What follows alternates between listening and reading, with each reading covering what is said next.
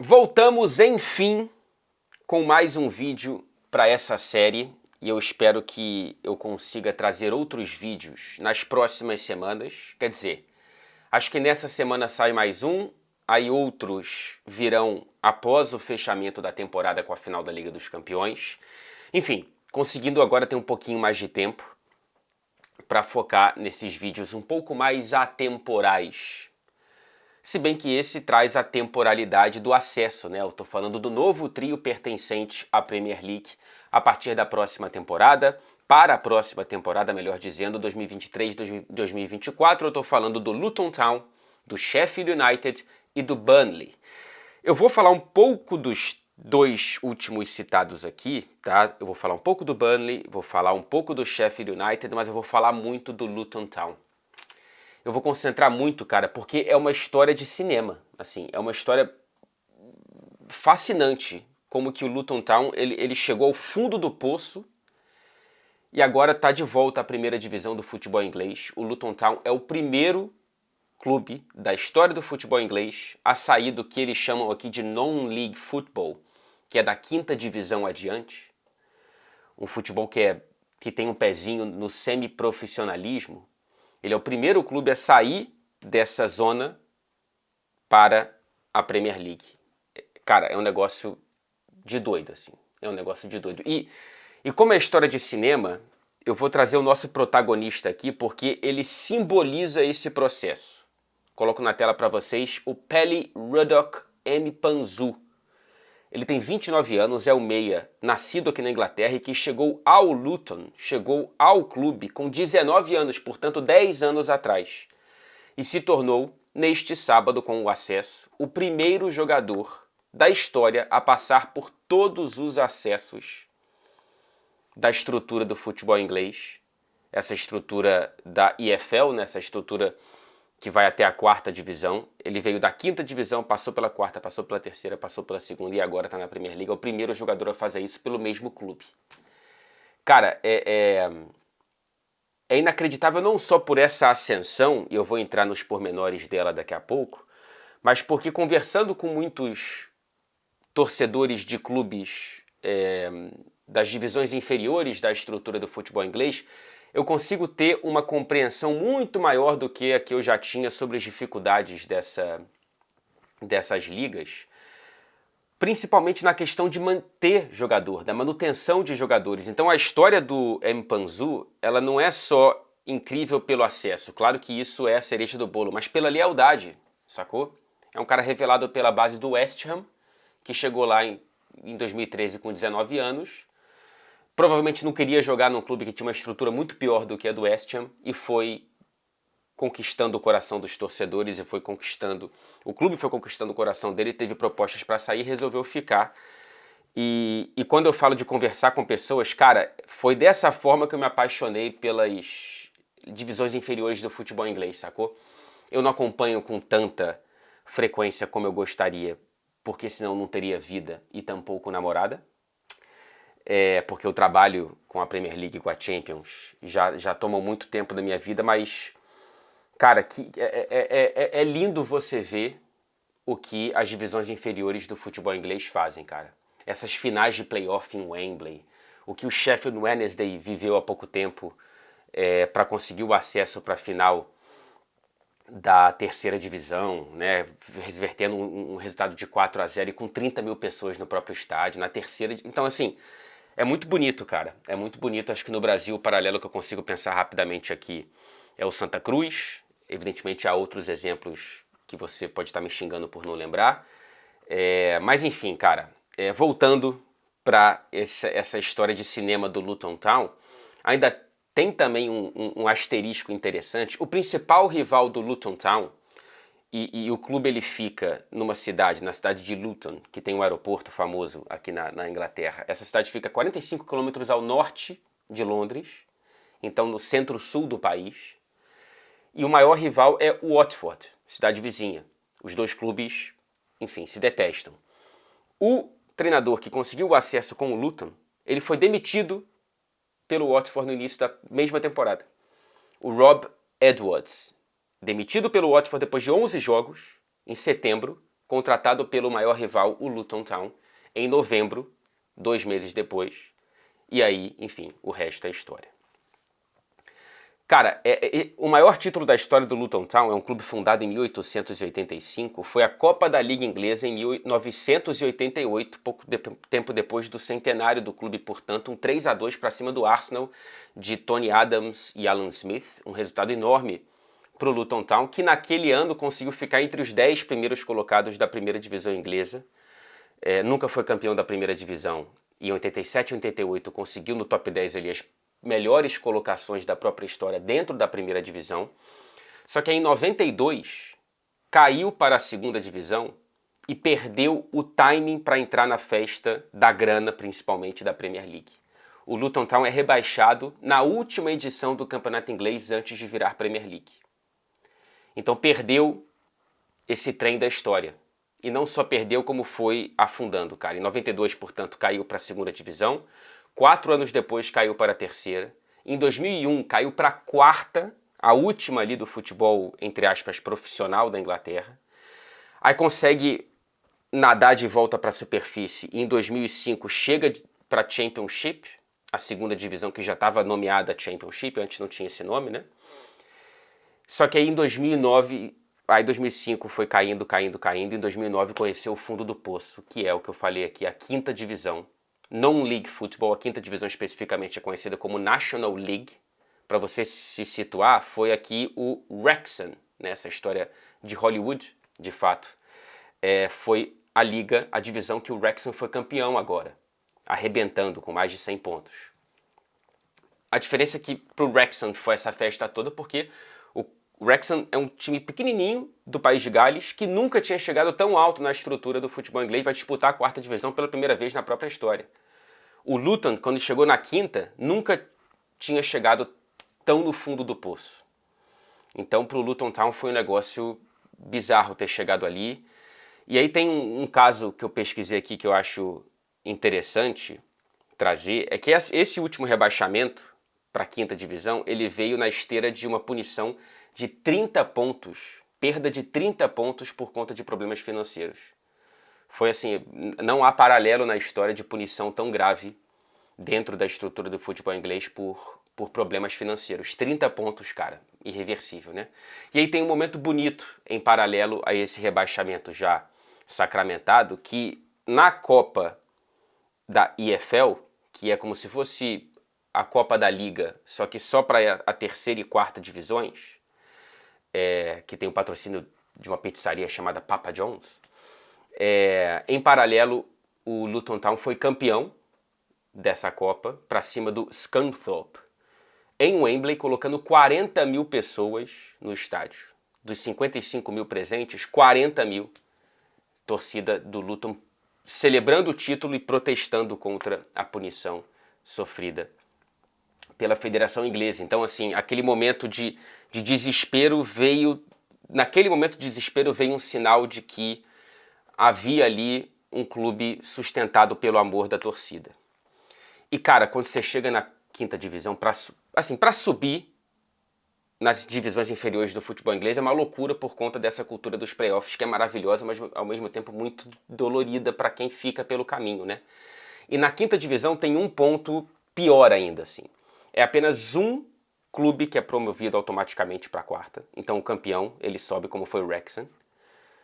Do segundo ao sétimo, os 6 ali para baixo do campeão, esses participam de playoff com jogo único. Não é em casa, fora, não. Jogo único. Assim, cara, é muito, muito, muito difícil você conseguir subir. Então, quando o Luton ele cai para a quinta divisão, ele passa 5 anos nela, até conseguir o acesso de volta. Em 3 temporadas cai justamente nesses playoffs. Não consegue o acesso. E aí consegue, 5 anos depois do descenso, esse acesso por meio do título. Conseguiu evitar os playoffs. E aí em 2018 volta para a terceira divisão. Em 2019 volta para a segunda. E aí consegue agora o acesso para a primeira depois de passar pelos playoffs da Championship na temporada passada, caindo para o Huddersfield Town. Então, cara, o clube estava há uma década, menos de uma década, afundado no poço do futebol inglês e agora está de volta à Premier League e consegue fazer algo absolutamente histórico. Assim, é impressionante, cara. É impressionante o que o Luton Town conseguiu e está de volta à primeira divisão do futebol inglês depois de 31 anos e pela primeira vez vai conseguir entrar no bonde da Premier League. Daqui a pouco eu falo da grana, que é importantíssima, evidentemente, mas eu vou dar outros detalhes aqui. Primeiro, a vaga veio nos pênaltis, nos playoffs, nessa loucura, em Wembley contra o Coventry City, e conseguiu essa vitória nos pênaltis. Eu já vou dizer agora aqui as cifras, porque esse jogo, que é a final dos playoffs, que dá a terceira vaga e última para a Premier League, é conhecido como o jogo mais valioso do mundo do futebol. Porque esse jogo define o seu orçamento pelos próximos 3 anos no pior dos cenários. Isso porque você tem pelo menos uma temporada garantida na Premier League, né, quando você sobe, e você tem mais 2 recebendo alguma porcentagem da Premier League, porque tem um sistema aqui que eles chamam de pagamentos paraquedas. Então, se você sobe e desce na primeira temporada, por isso que eu falo no pior dos cenários, você vai ter, pelas 2 temporadas seguintes, alguma porcentagem do grosso da grana da Premier League, que é um acordo para a Premier League ajudar quem sobe da segunda divisão para a primeira. Há outros pontos desses pagamentos paraquedas que o pessoal da Championship reclama que é injusto, porque quem bate e volta tem muito mais condições de tentar voltar do que outros que estão lá na Championship, mas enfim, isso não vem ao caso. E aí, quando eu falo pior dos cenários, cara, 170 milhões de libras ao longo de 3 anos é mais ou menos o mínimo que você pode ter, mesmo que seja rebaixado. Então, esse jogo vale 170 milhões de libras. É muito, muito, muito dinheiro. Para colocar numa escala, a maior contratação da história do Luton Town, que eu vou entrar no nome dele mais pro fim do vídeo, custou 2 milhões de libras. Agora, no início da temporada. 170 milhões ao longo de 3 anos. A Premier League é um negócio bizarro. E aí vamos falar do estádio do Luton Town, que ocupou as manchetes e as redes sociais, pelo menos aqui na Inglaterra, não sei se aí no Brasil também, ao longo dos últimos dias, porque a gente fala de um estádio charmoso e meio que único, tá? Eu coloco fotos aí para vocês do Kenilworth Road, que é um estádio que é a casa do Luton Town desde 1905, com capacidade para 10 mil pessoas e com... Cara, é um estádio enfiado no meio de um bairro, assim, colado com casas. A entrada da torcida visitante passa por cima do jardim da casa das pessoas ali que moram, que são vizinhas do estádio. Os moradores em dia de jogo têm que tirar o carro da rua, porque senão são multados, porque senão o ônibus do time não chega. Assim, é um negócio muito, muito raiz do futebol inglês, sacou? E aí, todo mundo ficou falando, pô, caramba, olha o estádio que vai jogar a Premier League, e esse estádio vai ter que passar por uma obra, numa correria frenética agora pelos próximos meses. A Premier League já volta em agosto, então em pouco mais de 2 meses, o Luton vai ter que investir cerca de 10 milhões de libras para adaptar o estádio, pelo menos para os requisitos mínimos de transmissão, tá? É para caber câmera de transmissão, para caber caminhão de transmissão, enfim, a Premier League exige que tenha uma estrutura que o estádio hoje não tem, não é de aumento de capacidade de torcida, tá? É uma questão para a imprensa mesmo, para essa máquina chamada Premier League conseguir entrar no seu estádio e transmitir para o mundo, né? Em paralelo, o clube já tem planos de construir um novo estádio em outro lugar da cidade. Esses planos eles estão sendo finalizados para serem apresentados ao governo, para ter autorização pública para começar a construção, e o Luton Town planeja ter o estádio pronto para 2026, com capacidade maior e tudo mais.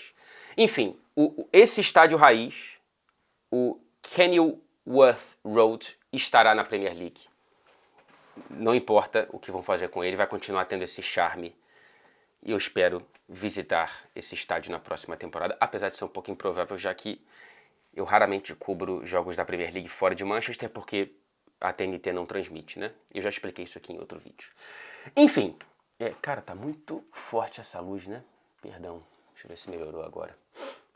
Vamos falar um pouquinho agora do Sheffield United, que foi o segundo colocado da Championship e conseguiu acesso direto, diferentemente do Luton Town. Ficou com 91 pontos, 11 à frente do Luton e 10 atrás do Burnley. Volta para a Premier League depois de 2 temporadas na Championship e vai disputar agora a 4ª temporada na Premier League neste século. Então o Sheffield United, ele vira mais ou menos uma figura carimbada na Premier League nos últimos 5 anos, mas não é assim quando você olha para esse século, tá? Quando você olha para a era Premier League até mesmo, o Sheffield United não é uma figurinha tão carimbada assim. Ele volta para a primeira divisão com o protagonismo do treinador, do Paul Heckingbottom. Engraçadinho, parece um personagem de Harry Potter, o Paul Heckingbottom. Ele é o treinador que chegou ao clube em novembro de 2021 e o Sheffield United estava na 16ª colocação da Championship na primeira temporada depois de ter sido rebaixado da Premier League.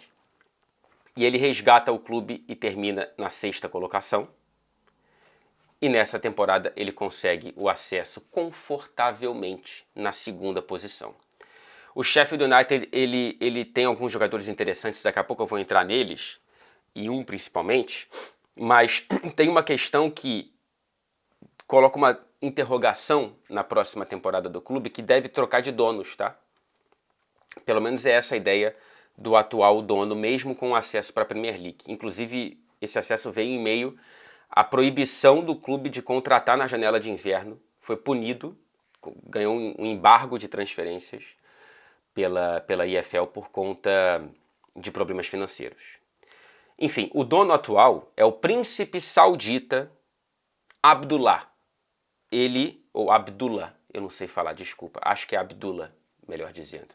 Ele já vai completar 10 anos no clube, entrou com 50%, em 2019 virou sócio majoritário com 99% e tá louco para vender o Sheffield United. Eu não sei se ele vai conseguir um comprador à altura do que ele está pensando, mas é provável que o Sheffield United tenha um novo dono a partir da próxima temporada e isso coloca tudo um pouco em compasso de espera, principalmente quando a gente olha para a janela de transferências. Passando rapidamente para o terceiro novo integrante da Premier League, esse estava ontem, né? O Burnley. Ele passou apenas uma temporada na Championship, bateu e voltou. O Burnley que teve uma troca de identidade, né? Cai como o Burnley do 4-4-2, raiz inglês, de fisicalidade lá em cima do Sean Dyche, que fez um trabalho brilhante de marcar a geração no Burnley, para ser um clube da posse de bola. Inclusive teve uma porcentagem de posse de bola entre as maiores do futebol europeu na temporada, o número próximo de Manchester City, Arsenal, Barcelona, não por acaso, um filho do guardiolismo, o Vincent Kompany, que com 37 anos, e o primeiro trabalho dele no futebol inglês, ele consegue esse acesso. O Burnley, quando olha para a história, dos 3 novos integrantes da Premier League, ele é o que tem mais títulos significativos. Ele foi bicampeão inglês em 1921 e 1960 e é campeão da FA Cup, tem uma taça em 1914. E agora ele conquista a Championship, a 2ª divisão, pela 6ª vez com 101 pontos. Agora nessa campanha, quase batendo o recorde histórico da Championship de 106 pontos, campanha do Reading, acho que em 2005. É o mais rápido a garantir o acesso. 7 jogos de antecedência que o Burnley conseguiu. Lembrei aqui, né? 10 pontos à frente do segundo colocado, o Sheffield United. E, cara, para te dar uma noção da moral que o Kompany ele tem com essa torcida, primeira moral que o Sean Dyche tem. Um pub em frente ao estádio, ao Turf Moor, ele tem o nome do Sean Dyche. É o The Royal Dyche, né? O Dyche real. Real não no sentido de realidade, mas de realeza. E aí no 1º de abril, a dona desse pub deu uma editada na foto ali e fingiu que tinha renomeado para The Royal Kompany. Era apenas uma piada, mas um sinal de que o Vincent Kompany já entrou no coração dessa torcida. Estou curiosíssimo para ver como que será a identidade desse time na Premier League na próxima temporada com esse novo estilo de futebol para a própria história. e com um novo investidor, o J.J. Watt. Eu não sou um conhecedor da história da NFL, do futebol americano, mas ele recentemente se aposentou e, pelo que eu li aqui, é um dos maiores defensores da história da NFL. Você que é fã da NFL, você pode me corrigir ou confirmar aqui nos comentários. Ele é um sócio minoritário agora do Burnley. Interessante, né? Mais um investidor do hall da fama ali, do pessoal, dos famosos dos Estados Unidos. Então o Burnley está de volta com esse novo investimento. O Company agora está com um contrato renovado por mais 5 temporadas, depois de um zoom de que o Tottenham e o Chelsea estavam de olho nele. Aliás, o Chelsea que anunciou o Pochettino, acho que vai ter que ter vídeo no canal em algum momento sobre isso. Mas para finalizar esse aqui, eu trago um jogador para você ficar de olho em cada um desses novos integrantes da Premier League. Começando pelo Luton Town, eu vou falar do Carlton Morris, que é justamente o cara mais caro da história do Luton, 2 milhões, que o clube teve que investir no atacante de 27 anos, 2 milhões, cara. É tão pouco quando a gente pensa para a Premier League, mas para o Luton foi muita coisa. E o retorno foi imediato na primeira temporada, 20 gols e 8 assistências, uma parte integral desse acesso. Esse acesso ele que foi o terceiro na lista de artilheiros da temporada na Championship. Do Sheffield United, eu vou falar de um jogador que provavelmente ou talvez não esteja mais no clube, talvez seja comprado por alguém, pescado por alguém nessa janela de transferências, que é o Iliman Ndiaye. É um meia de 23 anos, nascido na França, mas que defende as cores de Senegal. Ele foi o artilheiro do time na temporada com 15 gols, deu também 11 assistências, só que ele está no fim do contrato. Tem apenas mais um ano de contrato e aí o clube está nesse momento entre entender quem vai ser o novo dono, tentar ver se ele renova, se ele não renovar, será que vale a pena vendê-lo agora ou segurá-lo até o fim do contrato para ver se convence o jogador a renovar durante a próxima temporada, mas correndo o risco de perdê-lo de graça ao fim do contrato, né? Mas enfim, é um jogador para ficar de olho, seja no Sheffield United ou em outro clube. E falando agora do Burnley, enquanto eu vejo nesse momento que o Sheffield Wednesday conseguiu o acesso para a Championship, coisa linda. Tem um amigo meu que é torcedor do Sheffield Wednesday, então eu estou felizaço por ele. Estava torcendo aqui e estava acompanhando como segunda tela. Agora vi que conseguiu o acesso. Tá aí, ó. 2 representantes de Sheffield nas 2 principais divisões do futebol inglês, um agora na primeira e outro agora na segunda. Mas voltando para os novos integrantes da primeira divisão, fechando com o Burnley, e eu estou falando do Nathan Tella, que é um meia de 23 anos emprestado pelo Southampton. Artilheiro do clube na temporada também, e há um desespero agora no Burnley para tentar comprá-lo. Ele volta para o Southampton vai jogar a Championship, foi rebaixado como lanterna da Premier League, e o Burnley vai jogar a Premier League. Não sei como que vai ser essa negociação, mas o Burnley quer comprá-lo. Ele que foi emprestado por apenas uma temporada e sem obrigação, sem preço fixado de compra. Então é uma negociação à parte, desvinculada do contrato de empréstimo. É isso, minha gente. Enquanto celebramos os novos integrantes da Premier League, eu celebro aqui particularmente o acesso do Sheffield Wednesday, que consegue vencer por 1-0 o Barnsley com gol na prorrogação. Eu já projeto fazer um vídeo aqui no canal nessa semana, dentro da série, né, Mundo Fora do Big Six, para falar do trio rebaixado. Vai ser minha última oportunidade, pelo menos dentro da próxima temporada, de falar de Southampton, de falar de Leicester e de falar de Leeds United, para falar um pouco dos porquês que levaram esses 3 clubes, principalmente o Leicester, a caírem para a segunda divisão do futebol inglês. Haverá outros vídeos também nessa semana. Evidentemente teremos pós-final, sábado, Manchester City e Manchester United. É isso, minha gente. Obrigado pela paciência. Não sei se falei de mais, não sei se falei de menos, mas sempre um prazer estar com vocês. De verdade. Valeu.